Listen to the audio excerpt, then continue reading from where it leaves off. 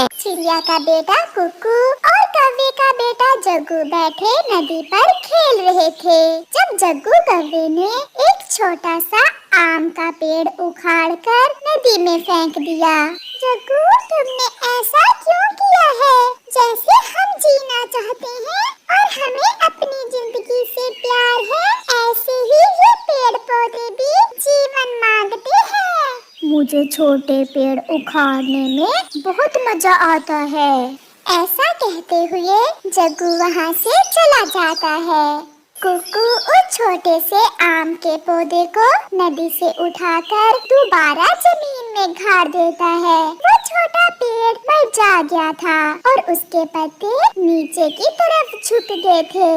माफ करना दोस्त, मैं आपको बचा न सका। कुछ बुरे पक्षी हमेशा पेड़ पौधों को नुकसान पहुंचाते हैं। फिर कुकू नदी से अपने घर चला जाता है। मम्मा, आज जग्गू ने एक हरा भरा आम का पौधा उखाड़कर नदी में फेंक दिया। बहुत बुरी बात है बेटा, इन पेड़ पौधों से ही तो हमारा जीवन है। अगर ये पेड़ न हो तो हमें सांस लेने के लिए ऑक्सीजन कहाँ से मिले? मम्मा, मैंने वो पौधा फिर से जमीन में गाड़ दिया था, मगर उसके पत्ते सूखने लगे थे। क्या आपने उस पौधे को पानी भी दिया था? नहीं मम्मा, पानी देने का तो मुझे ख्याल ही नहीं आया। अब कल जाकर उस छोटे पौधे को पानी दे देना, शायद वो पौधा फिर से हरा भरा हो जाए। सारी रात कुकू अपने घोंसले में लेटा उस छोटे आम के पौधे के बारे में ही सोचता रहता है।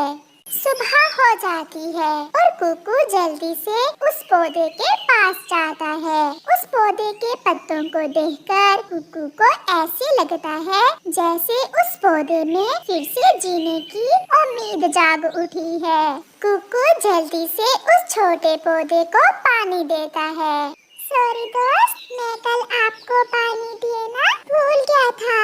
थोड़ी ही देर बाद वो छोटा पौधा मुस्कुराता है और उसके पत्ते सीधे हो जाते हैं, मानो ऐसा लग रहा था जैसे वो छोटा आम का पेड़ कुकू को धन्यवाद बोल रहा हो।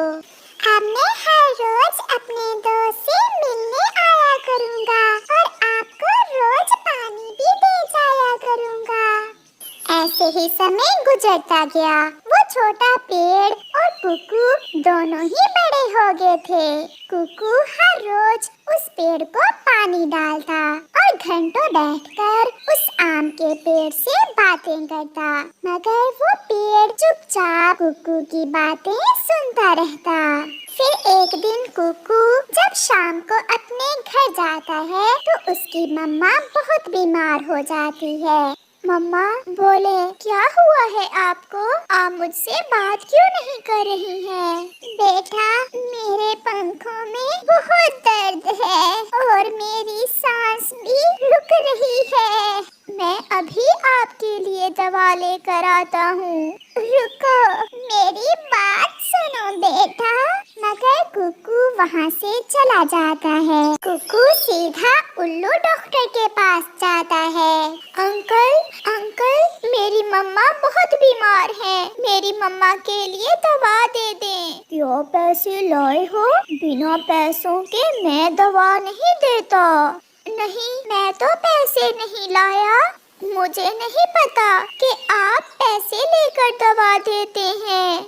तो फिर जाओ, भागो यहाँ से। कुकू रोता हुआ घर वापस चला जाता है। मम्मा, वो उल्लू डॉक्टर तो दवा के बदले पैसे मांग रहा है। आपने जाते समय मेरी बात ही ना सुनी। मैं आपको इसीलिए बुला रही थी बेटा। हम गरीब एक काम ही कर सकते हैं, या घर का चूल्हा जला सकते हैं या फिर दवा ले सकते हैं। आप चिंता ना करें, मैं 1-2 दिन में ठीक हो जाऊंगी। फिर बैठे बैठे कुकू को ख्याल आता है कि आज उसने अपने दोस्त आम के पेड़ को तो पानी दिया ही नहीं। ये सोचकर कुकू अपने घर से निकलता है। और नदी पर जाकर कुकू अपने दोस्त को पानी देता है। जग्गू और उसकी मम्मा भी नदी पर बैठे हुए थे। मम्मा मम्मा, ये वही पेड़ है जिसे मैंने उखाड़ फेंका था। उस दिन से कुकू इस पेड़ को रोज पानी देता है। कुकू, अच्छे से पानी दिया करो इस पेड़ को, शायद इस पेड़ पर सोने के आम लग जाएं। ये मेरा दोस्त है और मैं किसी लालच में इस पेड़ को पानी नहीं देता। मैं अपनी दोस्ती निभा रहा हूँ। ये सुनकर गोरी और जग्गू हंसने लग जाते हैं। शाम हो जाती है। सब पक्षी अपने अपने घरों को चले गए थे, मगर कुकू बैठा रो रहा था। मैं इतना गरीब क्यों हूँ? मैं अपनी मम्मा को दवा भी नहीं लेकर दे सकता। मैं बहुत बुरा हूँ जो अपनी मम्मा के लिए कुछ नहीं कर सकता। कुकू मेरे दोस्त। ये आवाज सुनकर कुकू डर जाता है। कौन कौन है? आपका दोस्त आम का पेड़। मैं तब से आपकी बातें सुन रहा हूँ जब मैं बहुत छोटा सा था और आप भी बहुत छोटे थे। मेरा बहुत दिल करता था कि मैं भी अपने दोस्त से बातें करूँ और अब वो समय आ गया है जब मैं अपने दोस्त की हर बात का जवाब दूंगा। दोस्त, बाहर आने में कुछ ही दिन बाकी हैं और मैं अपनी दोस्ती निभाऊंगा। ऐसे निभाऊंगा कि वो कौवा और कौवी हैरान हो जाएंगे। दोस्त, मेरी मम्मा बहुत बीमार है। मेरे पास दवा के लिए पैसे नहीं है। मैं बहुत परेशान हूँ आज। सब ठीक हो जाएगा। बाहर आने पर सब ठीक हो जाएगा। फिर कुकू अपने घर चला जाता है और वो पेड़ भी सो जाता है। मम्मा, आज मेरे दोस्त ने मुझसे बात की। किस दोस्त ने बेटा? मेरे दोस्त आम के पेड़ ने। अगर विश्वास और उम्मीद आप जैसा हो तो बेटा पेड़ बातें करते हैं, जरूर करते हैं। जब से आपने उस पेड़ से दोस्ती की है, ऐसे दोस्त के मिल जाने से तो सूखे पेड़ भी हरे हो जाते हैं। ऐसे ही कुछ दिन गुजर जाते हैं और जंगल में बहार आ जाती है। हर तरफ फूल ही फूल और फल थे। कुकू भी अपने दोस्त आम के पेड़ को देखने जाता है। कुकू अपने दोस्त को देखकर हैरान हो जाता है। वो पेड़ तो आमों से भरा हुआ था।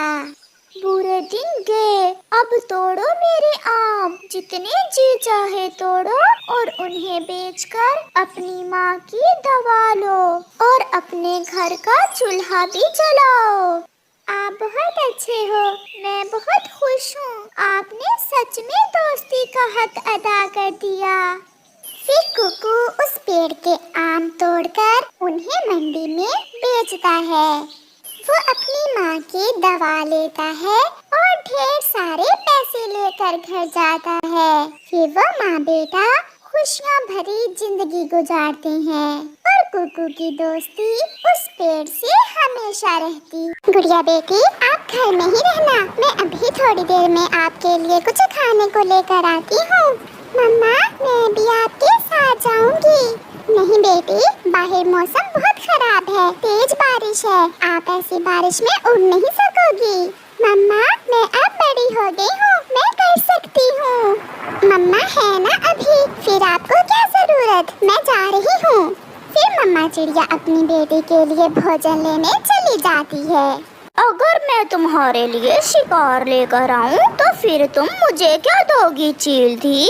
अगर तुम मुझे ताजा ताजा मांस ला दो तो मैं तुम्हें दाना दूंगी, चावल दूंगी। तो फिर मैं अभी किसी न किसी पक्षी को लेकर आता हूँ। कौवा वहाँ से उड़ता है।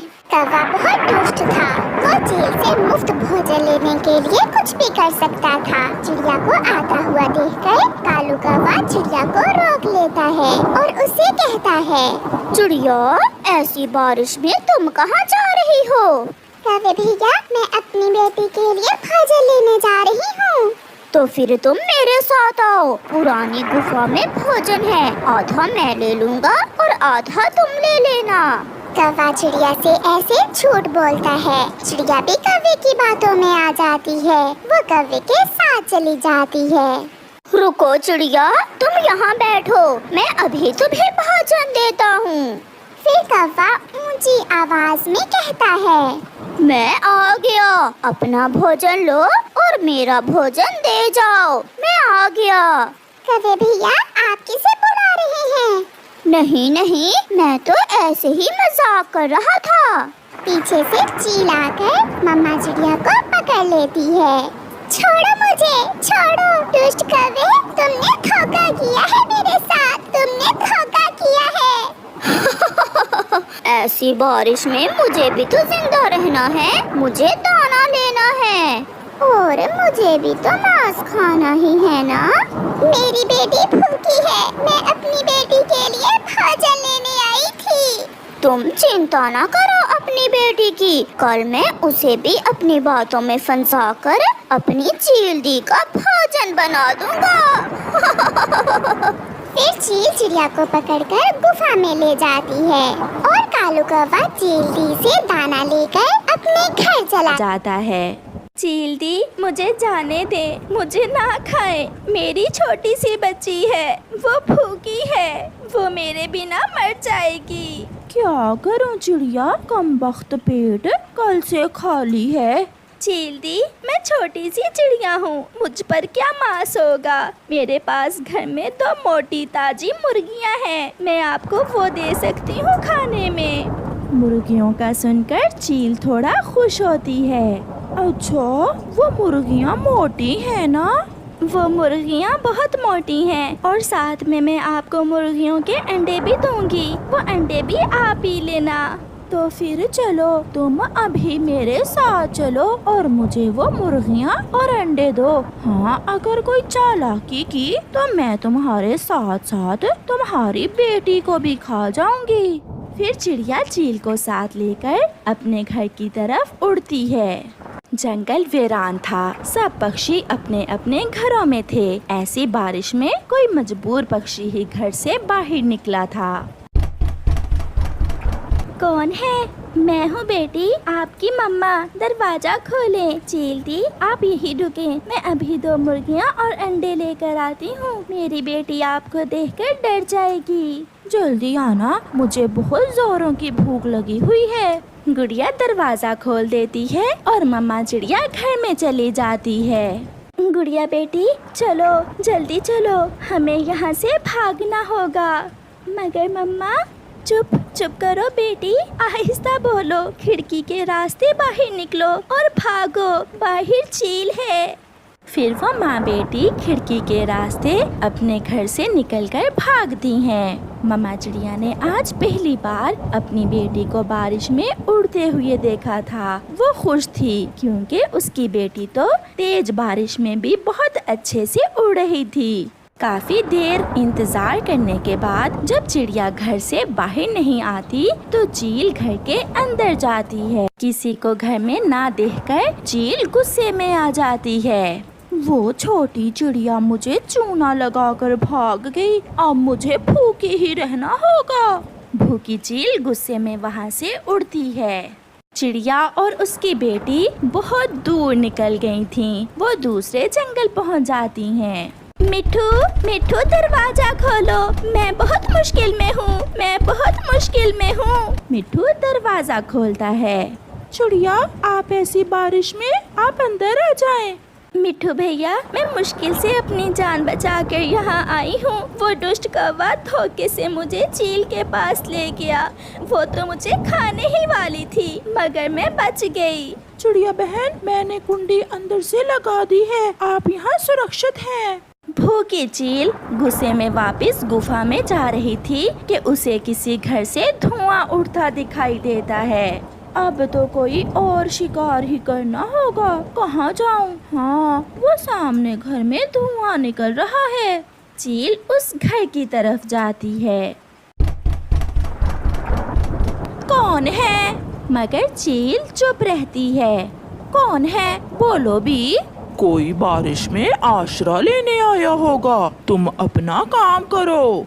मैं बूढ़ी फाख्ता हूँ, मेरे पास कुछ लड्डू हैं, वो लड्डू बारिश में खराब हो जाएंगे। आप जो भी हो मुझसे लड्डू ले लो। कालू जल्दी दरवाजा खोलो और बूढ़ी फाख्ता से लड्डू लेकर आओ। कालू दरवाजा खोल देता है। वो चील को देखकर हैरान हो जाता है। चील दी, आप यहाँ कैसे?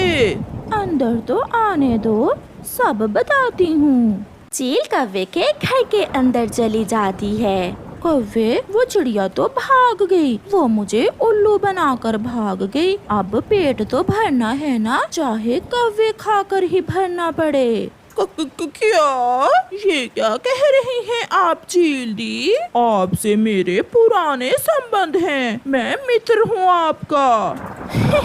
ऐसी बारिश और भूख में कोई मित्र नहीं। ऐसा कहते हुए चील कौवे को पकड़कर मार देती है और खाने लगती है। कौवे की पत्नी भागकर अपनी जान बचाती है। ऐसे कौवे को सजा मिलती है। दूसरी तरफ चिड़िया सुरक्षित मिट्ठू के घर में बैठी गरम गरम चाय के साथ पकोड़े खा रही थी। प्यारे दोस्तों, इस कहानी से हमें सीख मिलती है, जो किसी दूसरे के साथ बुरा करता है, अंत में उसका अपना ही बुरा होता है।